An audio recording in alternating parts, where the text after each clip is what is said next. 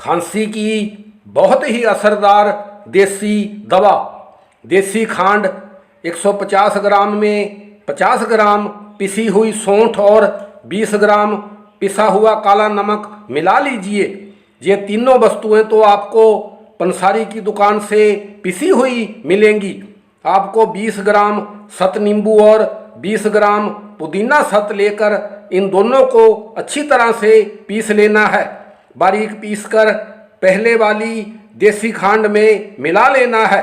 अब पूरे मिश्रण को अच्छी तरह से आपस में मिलाकर कांच की एक शीशी में डालकर उस शीशी का ढक्कन बंद कर देना है। आपके पास हर प्रकार की खांसी की बहुत ही असरदार देसी दवा उपलब्ध हो गई है। किसी भी प्रकार की खांसी की शिकायत होने पर आपको आधा आधा चम्मच दिन में 2 बार गर्मा गर्म चाय के साथ लेना है।